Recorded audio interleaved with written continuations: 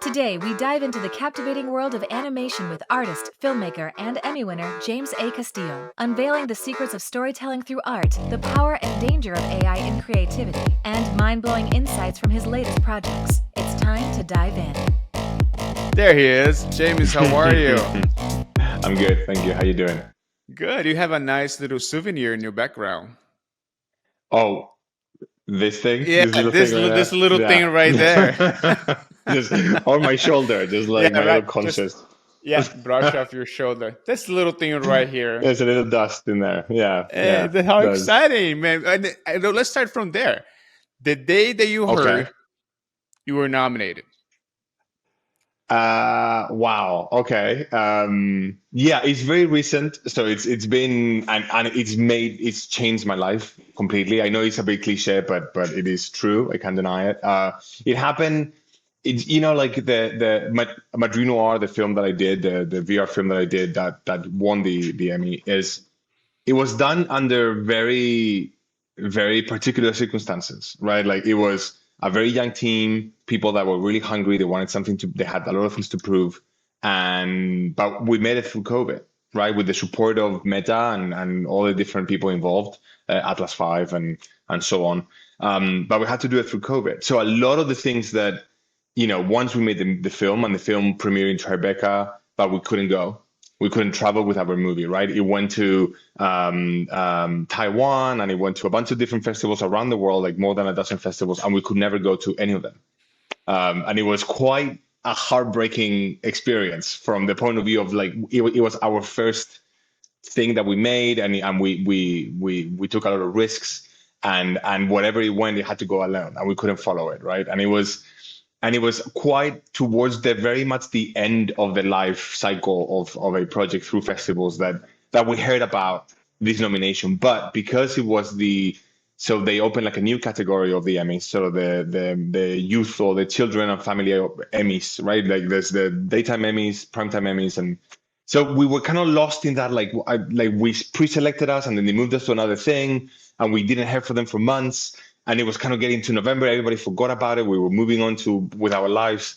And then out of nowhere in November, just boom, nomination to the Emmys. You have to go to LA. Well, and it's in a month.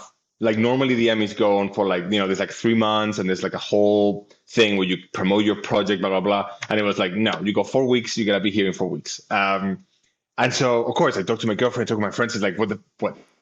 Can I curse on this podcast? I don't know. Yes, you can. What the fuck are we gonna do? This is insane.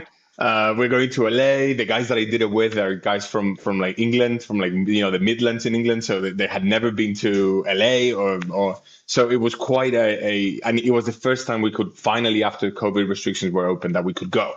Right? And it's like, look, if this is the finishing, if this is the last thing our movie is gonna do, let's go. We have to be there, and it's the Emmys, and it's amazing, and all that stuff. And so we went. Funny story though, our producers didn't come with us, because they had already been nominated in the past and they didn't win, and it was a bit of a last minute thing, and it was all these complications. But it ended up being just like 4 of us, right? Like so, 3 members of the team and my partner were going there, pretty much just like happy to be there and not expecting this. We were against YouTube and Baobab, which is a big studio that does VR, and we were against Netflix. So it's like, my friends that were there were like, James, first nomination, don't get your hopes up. It's happy that be happy that you're here, be grateful. I'm like, this is already a dream. And then we're there, and I'm looking across, like I'm on the back, I'm looking across the people to Eric, who was another director who I was convinced he was going to win. And then he didn't. And then it was like the cameras went to us. We started screaming.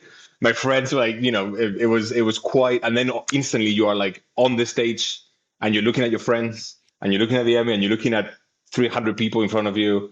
And at the same time, you're trying to come up with something to say, because I had nothing prepared, because I really wasn't hoping, didn't think I was going to win. It was quite a surreal experience. And then they take you through this little alley where you kind of go, sign a bunch of papers and contracts, and they give you goodies and bags and things and that. And then they poop you out into a patio full of very confused people. Everybody's holding an Emmy and calling their moms and crying. And it's just like a very emotional patio of like very confused artists. It was lovely. It was a lovely, lovely experience. Yeah, it was really nice. Isn't that incredible though? It's funny because everybody says, "Oh, I didn't expect to win, so I didn't really prepare anything." It was really truly your case. At any point, at bed at No, night, before a couple of days before, like if I managed to get up there, yeah, I you would kind say of like this. everybody asked us like they must have told you before the awards, right? Like I think I never really knew the mechanics of these awards before, and I, as a part of me that wasn't sure whether like people truly knew or they didn't know all that stuff. And you do so the first day, the day before, you're like, look, there's 5 nominees. There's one of a five, one of 5 chances that we get it. I think of something, and I had an idea, sort of a nebulous idea of what I wanted to say. But like once you start like really thinking about it, you start getting like very, like you get very epic, you get very biblical, and you want to thank everything, and you want to like make this big statement, and you end up with like 1.5 minutes worth of stuff to say, and then they tell you like you got 20 seconds. You just don't. So I just like thank my mom, thank my partners, thank da da da da, and then I was out. The moment I was blank, I was like, I'm out because this is making me insane. This is crazy. So yeah, it was quite an experience. So you said that really changed your life. So the next morning you wake up, you are Emmy winner. Was the change Yeah. immediately? It was a change No, gradually. What was that? it was. It's funny. I think at first I was like, oh, this, just kind of playing it humble. You can, you're like, oh, I was the same person 24 hours before this. It's not really changed much. People are really happy about it, and of course, we're very proud of having it. But you don't really get it's not like instantly your inbox is, filled to the rim with people that want to work with you or give you money to do stuff, right? It's more of a slowly realizing that, we I think creatively we spend a lot of our careers looking for that external approval constantly, right? Like it's what we do is an internal process that feeds of external reaction, right? We want people to see what we do and to engage with it. And I think especially when you are within your artistic expression lives within an industry that there's corporations and you have to make a career out of it and you have to work with clients.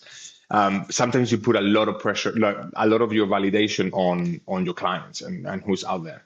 And I think I was constantly living, especially when it came to directing and writing, very much living on the with the the how do you call it, the imposter syndrome. And I think it's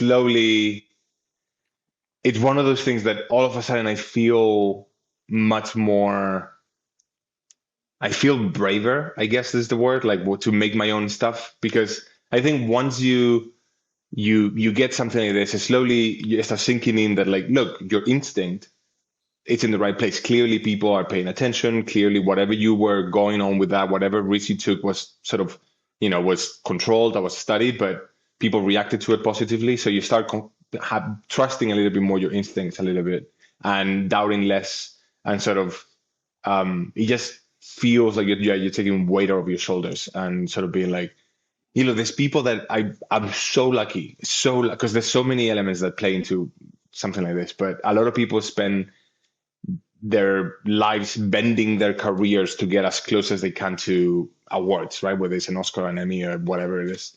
And I was very lucky that I got it really young. So to me, it was more like, I feel like if I cannot approach any of this stuff from a very genuine place, I'd rather not, right? I feel like if the first time has been from a place where I was taking risks, I was doing what I wanted with my friends, I was writing, directing, I didn't compromise anything. I didn't compromise any of my vision.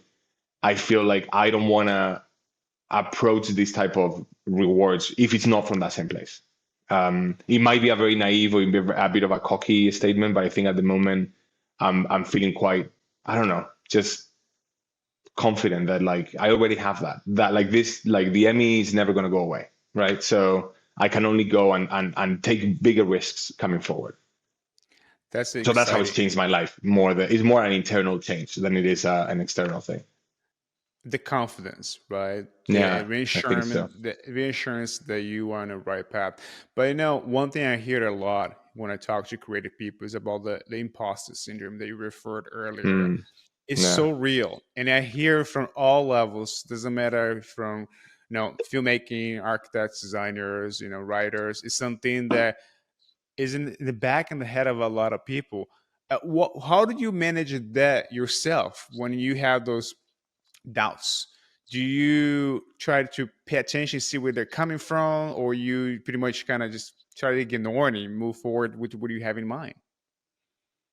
I think, I mean, it's true. I think it exists within every level that you're in. Like I've got friends that are way past my point and they still deal with this type of doubts. And I think creativity is something really interesting and really hard to define, and it's very unique to everybody, right? But I think it tends to come from a place of total freedom. Sounds a bit corny, but I think when we are kids and we're young and we don't understand that any of our actions have any consequences. When you don't know you can do something wrong, you're constantly pushing what you can do, right? You act and you sing and you dance and you paint and you draw and you don't care. Because it's only when people start comparing you to other kids, or it's only when people start like telling you that you could do better, that you start sort of going back and being a bit more afraid of your own creativity. And I think when you we as we grow up, we protect that creativity a lot when we are working in creative fields, right? Whether you are a composer or a fashion designer, I think you protect that purity of the moment, of the moment in which you are engaged in a creative act, right? Like that's the one thing, that the only thing you have control over, because you know the world is chaotic, but within creative industries, it's even more hard to control, and our careers are tremendously chaotic. And I think that's the one space that you can control. Now, imposter syndrome, I think, comes when you're trying to show that very private place to other people, right? And I think and you're always afraid of, is it ready? Is it strong enough? Is my vision big enough, strong enough? Is it protected enough? Do I have the tools to make sure that this vision remains intact? But with time, I think what I feel is like, at least as long as I am engaged in that creative process and I'm having fun, like truly I disconnect from the world. I'm not aware of notifications, emails, phone calls, anything else, time passing, and I'm just engaged in it. And I'm calling friends, and I'm thinking about it when I wake up. It really is, that's really what you are trying to protect the best. So I think, like, if a project comes from a place like that, a sort of unique place that is unique to you and that you enjoy, then you negotiate with the world how they interact with it. But it has to be sort of like a two-side conversation. And I think, like, whenever you are put in a spot where you feel that you don't have the tools, normally I think is because you haven't protected that personal space enough. And I think that sort of like slowly what I'm getting to is, as I take steps towards making new projects, I'm becoming way more protective, but like almost physically protective of like the space and the creative space. And I think that to me is sort of made a difference when it comes to facing that imposter syndrome. You said something very interesting as well, that now with the Emmy, he gave you uh, you're more willing to take bigger risks. I think that's what you're Mhm. referring, more confident to take bigger risks. But also, a lot of times, people at this point on, that's the new standard, right? You have an Emmy. Do you feel like that every project will have to carry a little bit of that shadow, that it has to live up That's to that expectation? I don't know. To be honest, like it's not like one Emmy is better than another Emmy, or like a one award is better. Like it's at that point. I mean, not that I'm gonna have any. I mean, I'm not that I'm. It's not even that I'm thinking about getting them, and that's, I think, is the when I think about the Emmy, I'm all at night. I'm thinking of, this is gonna sound very corny, but I'm thinking of like Tom Flavel was one of the guys that was with me, as part of the team.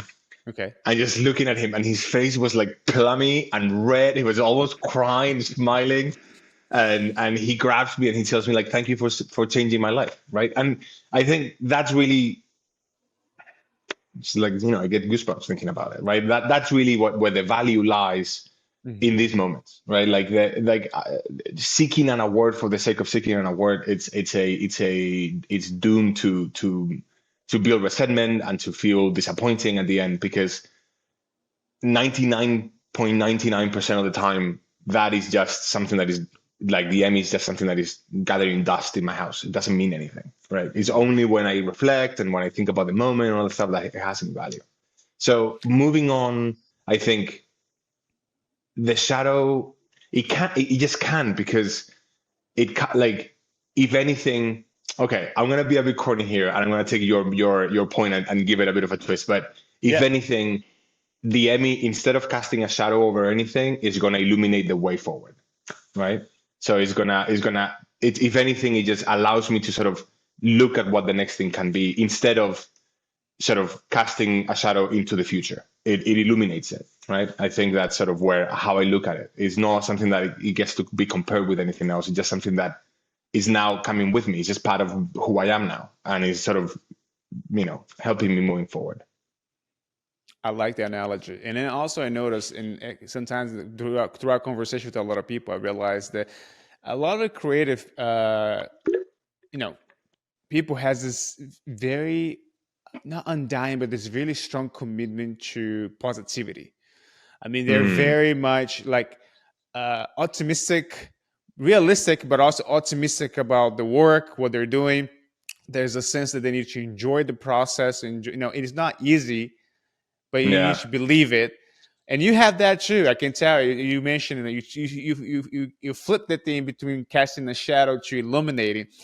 Have you always been someone like this? I mean, I notice when I talk to a lot of people, I'm trying to find common threads throughout a lot of the conversations we had in the past.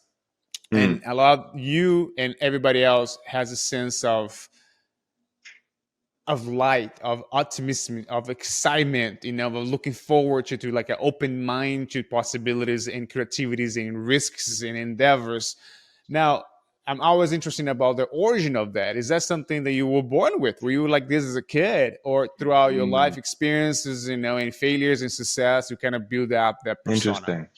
Yeah, I don't know. I think, I never thought about myself in that way until my sister pointed out once. She said, like, because I was kind of like unhappy with my job at the time. I was living in Barcelona at the time. I was unhappy, and I was like, I think I'm gonna change. I think I need to do something. And she just sort of threw a comment saying like, "Oh, you've always been very entrepreneurial." And I'm like, how? When have I proven? And I think it's not something that I've ever been aware of, but I think it's something that might come across to other people about me. It's just, like so many things in life, is sort of, there's always that your own perception of yourself, and then the external perception, which you sometimes, it baffles you. You don't understand why, for the good and the bad, right? Um, People look at you that way. In my case, I think more than an optimist, I would say I'm more of a survivalist. I think like I went through quite a rocky path to figure out like what I could do, right? Like Hmm. like I didn't know, like I had never imagined that I would end up what I am. I knew I could draw, and that was sort of like the beginning of my finding my identity, or work through my own identity, was through drawing. And at first it was comic books and like underground publications, and then illustration, and then a little bit of video games and stuff. And I was kind of bouncing around like a pinball, trying different things. And slowly I found my way to where I am now. So I think it was always but it was, for a long time, I was reacting to what's happening to me. I think like, especially for the first, until I was like 25, 26, I think, like the first sort of 8 or 9 years of my career was very much like, I'm not aware of what I can do. I don't understand this industry very well. This being entertainment industry. Let me. I'll see which doors open, and I'll just kind of slowly, shyly peek around, go a little bit there, learn something, go somewhere else. And I've met through my career people that are like from day one, that like, I want to be like the head of animation of Disney, or I want to be like, I want to make a cover for the New Yorker. Like they have these like very high expectations of like their career from a very young age. And I was like, I'm happy to eat. Like I'm happy to just like go get like, make I come from a middle class background. So I was like, as long as I can put food on the table, I can pay humble rent, I'll be okay. I don't need anything else. It's only when that was covered, like it's only when I got to that point that then it sort of felt like, well, if this is my standard, if this is what I'm willing to go down to, then everything else just feels playful. Like I can take risks. And I think that's something that's similar to what I was saying about the Emmy, that like it's, if your expectations are somewhat low as to what you can do, once you reach that point, then you are inundated with a freedom of with a feeling of freedom, because it's like I can always come back to this checkpoint. I can always come back to this. And because my I never dreamed of anything else. My parents never expected that I would become anything super relevant to history. So it's like I can fail. It's fine. Who's gonna care? Nobody cares. Like only I do. And if I'm happy to make a living humbly, like then everything else feels playful. So I think the positivity just comes from a certain feeling of I have very little to prove, and I think that means that I can take all these risks, and if they go okay, great. If they don't go great, it doesn't. I don't know if it answers your question or if it's a strange stance to take, but it makes me feel very light. It makes it feel like the decisions are not so heavy that like I have this burden that like it's gonna like I'm gonna succumb to if I don't succeed. It's Yeah. not. It just feels, and then opportunities are there. And my mom used to say something very interesting that I think is one of the few things that I've sort of kept sort of reminding myself, which was something like, you would only be able to hear the radio if you are on the right antenna, right? And I think for her was what it meant was, if you are able to see an opportunity, it's because you're ready to take it. You might be afraid, Mm. you might have doubts, but if you can see it, it's because you are ready to take it, because your antenna is sort of synchronizing to that thing, right?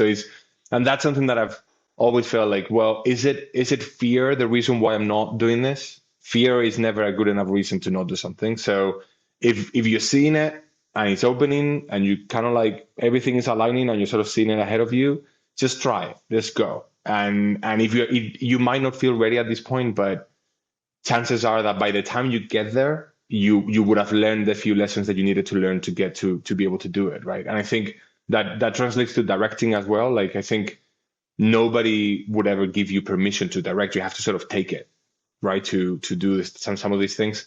And it would have been insane of me to believe that I had all the skills that I needed to be able to direct a 1 hour movie in VR, right? Like it's insane. I did it. I didn't have the tools, but I trusted that with diligence and surrounding myself with friends and smart people and other artists and technical people, we will make assessed and structured decisions that would help us step by step to build something that works, right? And that's sort of taking is something that I'm taking with as I'm moving on to other projects where I'm just taking over. Like I can see how things can align to be able to make it.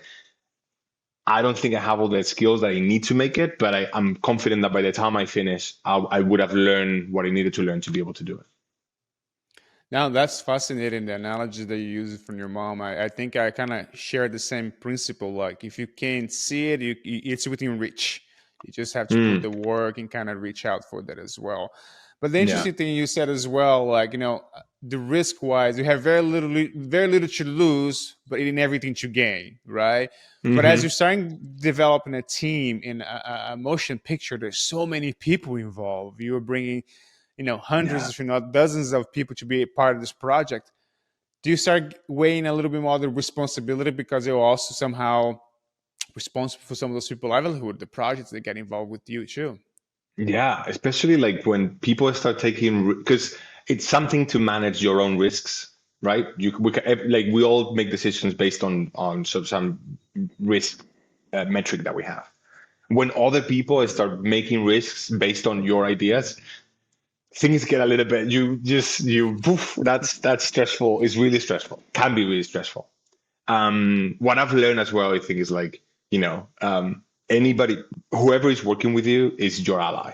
Like that, like they're like nobody's against you to do it. If they believe in you, they want to help you succeed.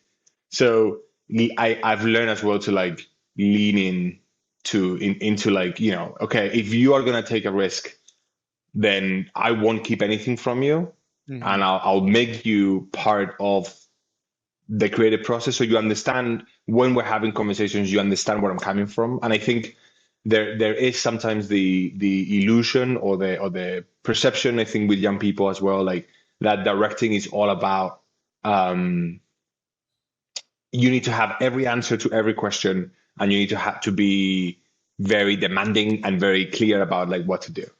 And what I've learned, at least the way that it comes organically to me, is that absolutely I do come up with the vision and kind of the general idea of where we should go. But then I feel like if I explain to you what my fears are with this decision, I can then rely on you to, like, if you understand my fears, you will make a decision according to that. And it might not be what I would have done, but it would still address the fear that I have regarding lighting, voice recording, music, whatever it is, right? I think that if you make people sort of embedded, like, sort of they're genetically almost embedded into the project, and you give them a certain amount of decision making, and you trust them, you are being much more, I think, empathetic to their risks as well, because then they will feel the project is theirs, right? And I think that's where the way that I've learned to deal with it is that when I talking to them, my fears are your fears are my fears.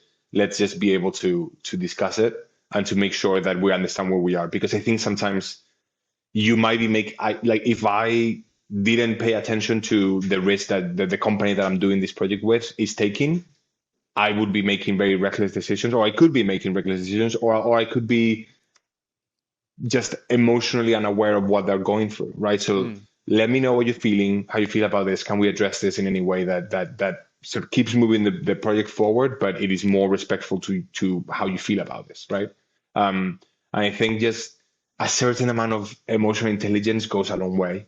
I think that's something that as well, we are all at some point where we're just a bunch of people on a Wednesday locked in a room working together. And I think that if at any point you lose that sense of this should be energized, not necessarily by force, but by shared creativity and intent, right? I think that just keep that spark alive. It always helps with risk management. Still, it's terrifying. It's still really scary, but I don't know. It's like going to a casino. Risk is also part of the fun, right? It's also part of but maybe, like we might be wasting all our time and money into making this thing.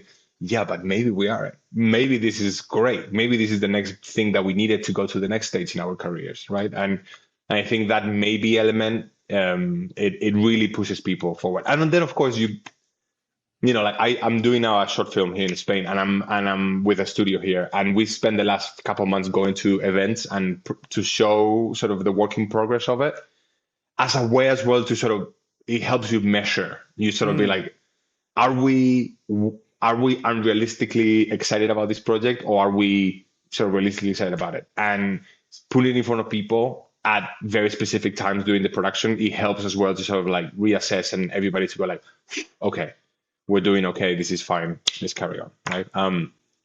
But yeah.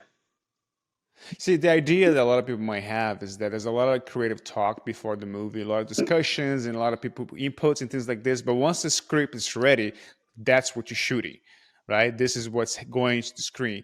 Now, it sounds like the process you're working on right now, that you're allowing yourself to get feedback during those screenings and being able to adapt to that. Is that something Yeah. that you feel better in terms of going back to the freedom aspect to make change, or the structure is something that's more guaranteed to come up with a more successful product or a film? Well, animation in particular is unique in that most people think about filmmaking, right? There's a very clear structure, right? Like you said, you write it, you lock it, you shoot a bunch of material, and then you normally overshoot material, right? You make like what 40% more footage that you need, Yeah. and then you go to the editing room, and then you construct the film. In animation, because every single frame of the movie has to be constructed from scratch, it would be you would never animate stuff that's not going to be in the movie because it's throwing money away, right? So you have what we call sort of the storyboard process. We extend it to an animatic, which essentially is like a very cheap 2D black and white rough animation of the entire thing that normally involves like a small team, and it can be concurrent to the writing of the script. And as when you start testing the film, right? That's when you test it. And that's when you do all the changes and you figure out a scene and you show it to people and people react to it positively. You keep it. If not, you change it. You rewrite the script. And so you have that constant feedback loop between the writing and the animatic, because it's fairly not instantaneous, but it's fairly quick. And so once you at that point, if you at that time you already have some of the team already sort of into the project, you can add them into the conversation and make sure, like, do you get this? Do you understand what we're trying to do? Is there something that your department, may be lighting or animation or whatever, could take this that is not very clear in animatic, but could like push it and make it more clear? And they're like, yes, we get it. We know what we're doing. Fine, approved, lock it, let's go with this, right? So you do a lot of the experimenting before. So in animation, that's the point where like is the most active. You're doing all the design, all the animatic, animating, writing, recording, music, sound, all that stuff. And then there's a very long, boring period where it's just like every single frame is just slowly being crafted. And it's just like a little factory, like animating a frame, approving a camera, rendering it, doing all the effects. But that's already, the movie's already approved at the beginning of that process. So at that point, it's just making it look amazing. But it's pretty much already there. There's other decisions to do on the way, as like lighting, and you can always improve it and adjust it. But that's why you can really involve people really early, because all of those departments are going to then work on your movie for the next 8 months. So you want to make sure that they're coming early so they understand in that process, they're part of that process. And I think, like you say, I think it some people would sometimes feel that inevitably that diminishes the authorship of a project, because there's a lot of people involved at the beginning. But I don't know. I find it very like it animation. I think that's why animation tends to attract very collaborative people. And egos tend to, they exist, but they tend to sort of be left at home, and people, like, everybody's so happy that they're given a chance to be engaged in the creative process. I'm the first one. I love it. It's my favorite thing in the world is the fact that I get to talk to musicians and animators and modelers and all these different people that are geniuses in their own right. And out of something that I came up with, and I did 5 drawings and I had a little script, 100 people are working on it. That is the most amazing thing. It's so beautiful. One thing that I think is fascinating about filmmaking, even on that media, is that as much as creativity is the soul of it, it's very much in the front edge of technology. And are you excited about all the new technology where we at in terms of course, AI being a big part of the conversation these days, but VR, augmented reality, all those other things that eventually could be incorporated in a storytelling opportunity for studios and even entertainment?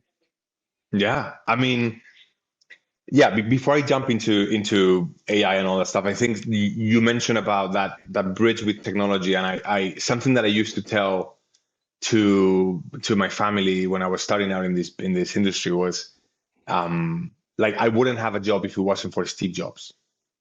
And it feels like a quite a leap, but the fact that Steve Jobs in Silicon Valley created the iPhone, and the iPhone then created a market for apps, and then within those apps, then the mobile games industry appeared that needed a lot of like, junior level artists that could work quickly and efficiently.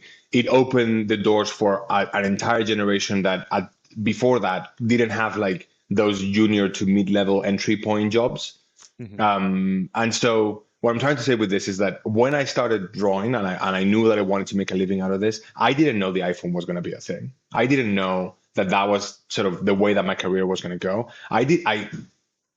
Another example is I didn't know VR was going to be a thing when I started working in this industry. And then in that moment where animation and VR sort of met, there was an opening for an opportunity to do something there. So my career has always been very linked to how technology and the industry sort of connect in those moments, right? I feel like it would be, I think it's a very ignorant way of looking at the world if you don't see the potential of technology to change things and to allow for people to be creative. Now, now what's happening now with AI, I think it's a two-part conversation. I think I'm not going to go into too much detail because we could talk about it for hours and hours and hours, but there's a side of it that I'm perfectly understanding of the existence of AI and the development of AI. There's no way we're going to stop global warming or go to Mars or fix whatever economy if it's not with AI, right? It's going to allow us to develop technology in a way that is like more efficient, faster. It's the way that we have to go. And saying this as well, if every artist has the right to explore any tools at their disposal to explore their creativity, that I think is the prerogative of any artist. If they want it, if they want to do it, they can do it. And I have nothing against people that are like enjoy like playing or seeking for the potential of AI. Maybe their first inkling of creativity is being through AI because it was harder to get access to any other tool prior. That's like the way that people engage with their own creativity. That's totally their own business. When corporations start programming AI, by programming, I don't mean building it, but like they start sort of adding it to their own equations as to like how to progress their own business, adding AI as a way to diminish the value of creators. That's where I feel there's a bit of a misunderstanding from their part.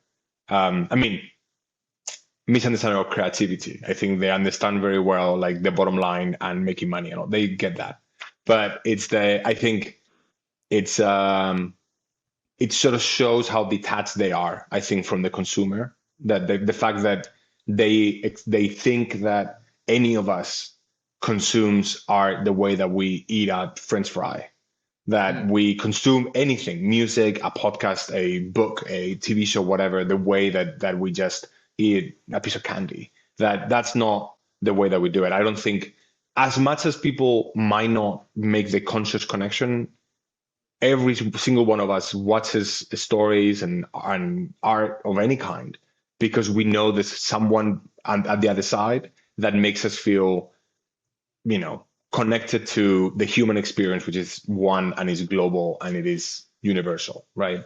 And I think I have no doubt that there's not a single person that is interested in seeing what AI has to say about death, and anyone wants, like, what we want to see is what another human being has to say about love and loss and I don't know, lust and death and their dad and their mom and their brother and like friendship, and because our experience is one and universal, right? And I think that's where I feel things are sort of, the conversation sometimes gets a little bit muddled with a bunch of like technicisms and things like that. And I'm like, that's irrelevant. I don't care. I was once at a convention. I'm sorry that I'm sort of rambling. I'm trying to be as eloquent as I can without going too far into ruffling anybody's feathers. But the last thing I'll say is that I went to an event where they were talking about a tool to expedite the sort of processes of the technical processes of animation, right? Like rendering and all that stuff. And so part of me like, okay, I get it. I mean, there's always been elements of this in both image making, like in Photoshop, or rendering, CG, like all these like engines are very, very complicated, very expensive to use, and anything that just makes them easier to use, I think is already fine. It already happened with the digitalization of the processes like 10 years ago, and we're doing okay. But then they said something that kind of made me a little bit angry, which was, they said like, look, you could take your film and you could run it through this model, and you could put some prompts, and it would create a soundtrack for it. Mm. And I just, and I realized I got very protective, and I got really angry. And I think I didn't see it at the time, but it was, thinking about it, I realized it was, you are depriving me of the luxury of engaging with another artist, to work with them, to collaborate with them, to allow them to show me something about my own project that I had never thought of, to give me more depth into their own experience. You are taking away the fun, because like I was saying before, I think a lot of us,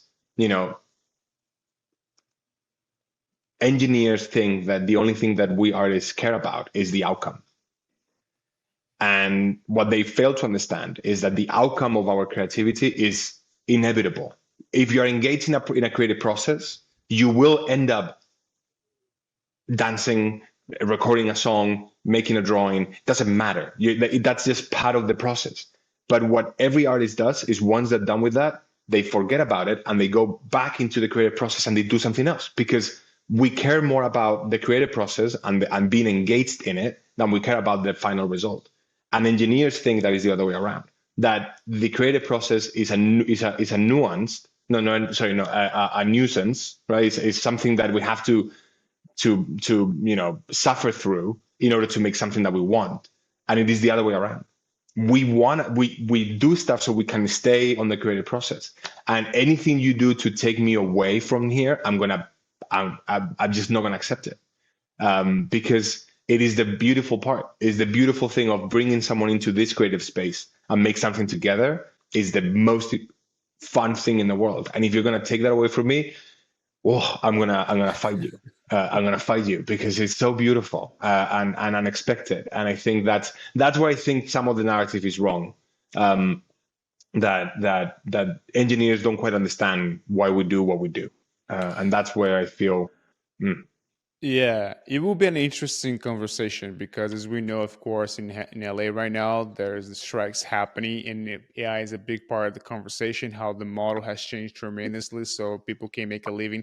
I think sometimes people has a hard time to connect with Hollywood, because when you think about Hollywood, you think about glamour, movie stars, Mm-hmm. but that's 1%. People don't realize that most of the writers and actors are, middle class people trying to make a living pursuing their Yeah, craft. yeah. So it's been an interesting thing to follow and watch. But also, I think there's a lot of conversation about intellect property using AI. If what is it? Mm-hmm. Because if AI is pulling everything from the internet that has already been created by other people, who owns it? So I think it will be very interesting to see what happens. And I think also what we are surprised is that the idea of AI a few years ago is that they, as you mentioned, they will solve bigger problems, right? Global Mm-hmm. warming and things that allow us to focus on a human element. They would be able to do most of the work that we don't want to do, and Yeah. we human beings would be able to be creative, to be more Mm-hmm. spontaneous, to work in music, learn new language, that sort of thing. And Mm-hmm. it kind of is a flip now, because a lot of the mid journeys and a lot of the programs right now with AI is very much focused on visual creative elements. So people are feeling a little bit betrayed, I guess, that hold on, we're supposed to be doing this part and you guys are supposed to do the boring part. And that's not quite the way Yeah. the public is seeing right now. I think you're totally right. I think there's definitely a class, which it took me by surprise at first. Like this idea of like this, there's an element of class disparity in this whole AI thing. It feels a lot of artists have been called gatekeepers in the digital arts or the entertainment industry as like somehow AI is going to liberate them, or it's going to allow them to to sort of pass us by. I think it's a very tricky subject. I think let me go point by point because it might be a little bit otherwise a bit of a mess. I think with the strikes, you are correct. I think there's a misunderstanding as to like some people think that it's just about greed, and I think that they fail to understand the bigger picture. That 99% of the people that work on the animation industry are not in front of the camera or on the first few seconds of the credits. Most people are not producers, nor actors, or directors, or showrunners. Most people are everything else. And that's hundreds of people, from catering to transportation to sound and mixing, all that stuff, right? And they still, need to make a living. I remember, like, my dad was a drummer and a music producer, and I remember when piracy started becoming a thing. I remember a lot of my friends were defending piracy because they were saying that, like, oh, culture should be free for everyone, and they should be like free flowing, and there should be any money transaction attached to it. And I'm like, yeah, but what you're not understanding is that someone is always making money out of the stuff that you're consuming, whether you're on Spotify or on Apple TV or on Netflix or whatever. Somebody's always going to make money out of it. Otherwise, you wouldn't have access to it. The difference is that if let's say any global corporation is making, if anything, okay, let me put it this way: if anything that you've helped create is making somebody rich, you should be getting a piece of it, right? I think that I think is something that is very easy to understand for everybody. That, like, if you've helped doing something that is that successful, you should be getting part of it. That's whether it's at 0.5% or at 17%, it doesn't matter. Something just out of the quorum, right? And I think that's where some people, and like, for example, I was reading about this interview the other day where Bryan Cranston, right? He's the guy that did Breaking Bad. Yeah. He was a character actor, working actor for like almost 50 years before he did Breaking Bad, right? He was dependent on tiny roles and residuals and all these percentages, and he was lucky enough to have a few guest appearances here and there. But he lived through most of his life. He raised most of his kids. Well, most. I mean, I'm assuming all his kids through a very middle class part in the industry. Then, luckily, and very earned. I'm not saying it's not just like he earned it. He found the right project and the right people, and his career became incredible, right? And he now is part of that 1%. But for 50 years, that's a long fucking time. He was just nobody. He was just a working actor that nobody knew about, right? And I think that's where there's this assumption that anybody who's an actor is instantly a millionaire. And I think that's where you just don't, that's not how things really work. And I think we would not have, Breaking Bad if it wasn't for the support system that allowed for actors to be able to train, to improve their craft, to do what they do. The same with writers, to be honest. Like, writers that are started in, like, as a staff writers in other shows, and they hone their craft and they get better at it and they make connections, and they need to be able to have a system that allows them to go through that those years and years and years of their careers, allowing themselves to survive, and to live in the cities that these things happen. And that, I think, is like the sort of part of the misunderstanding. And I think it's sadly, I think that part of the problem that people are having is realizing that the biggest problem really with this situation is that the model of the industry is flipped, and because every movie studio is now owned by a corporation. A lot of the business models are not the same. It's not about selling tickets for your movie anymore.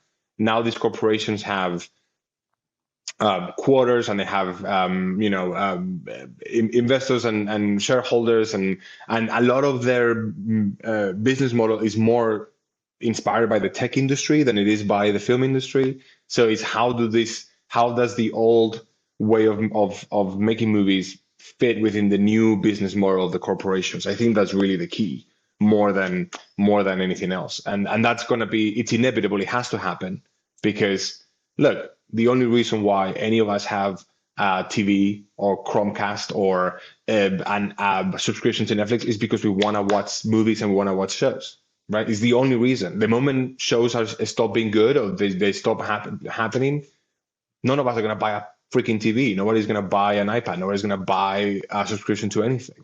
So they have to realize that the value is there. It's more just like, how do you represent it in a way that is fair to everybody involved in the process? I couldn't agree with you more. James, we're in a part of the show right now that I ask all my guests three main questions, Okay. and we're on the subject. And one is, we wanted to recommend a book to read. Okay. Recommend us a TV show, a movie, or anything to watch. And Okay. I want also you to recommend a guest, someone that we could invite to be part of the podcast next time. Ooh. Okay. Books. I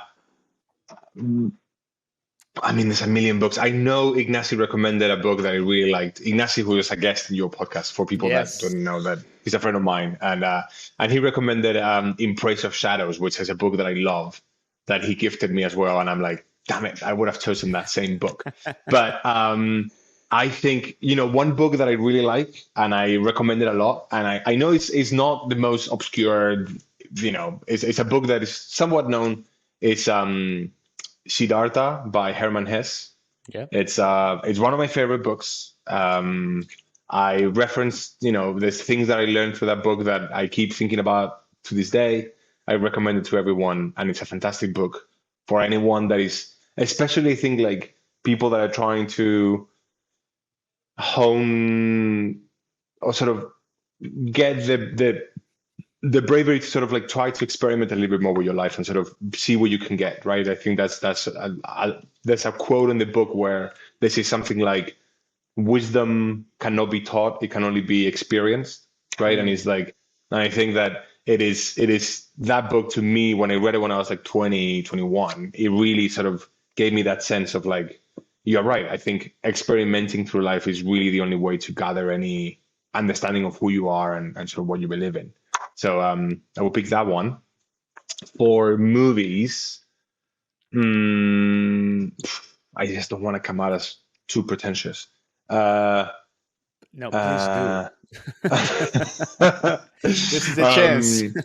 You know what? Okay. The one movie that I rewatched recently is this poster is from that movie. It's called Memories Okay. by Otomo. He's the director who made Akira, who's a fundamental film of the last century. And this is a bit less known. Is after Akira, and he made like a collection of short films within science fiction.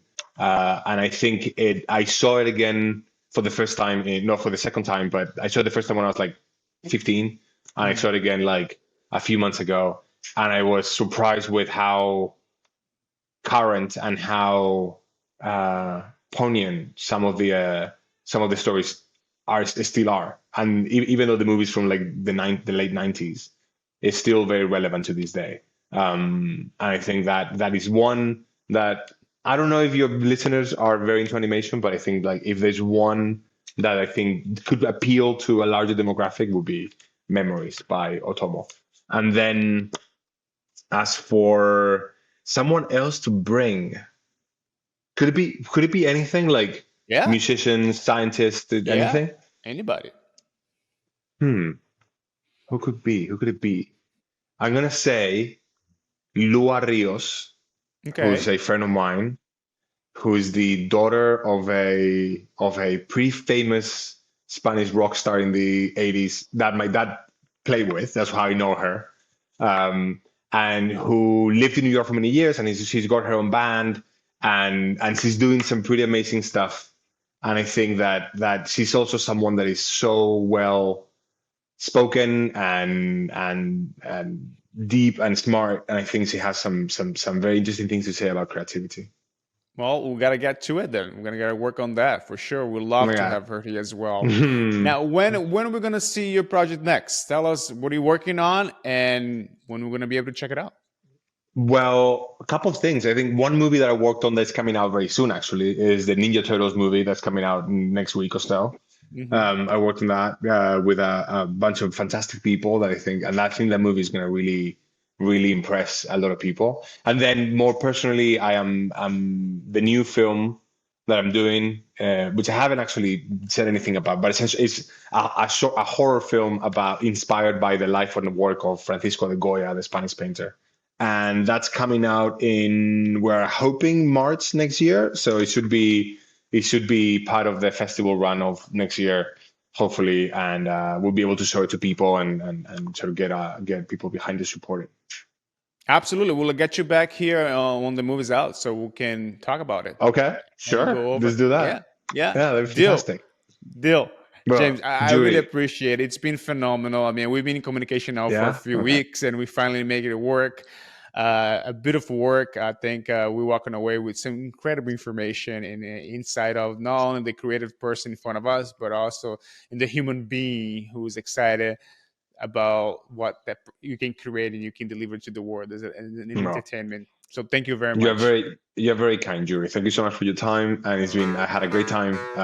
This is great. Thank you so much, mate. Cheers. See you around. Minded Podcast, powered by the CDA. New episodes every Tuesday.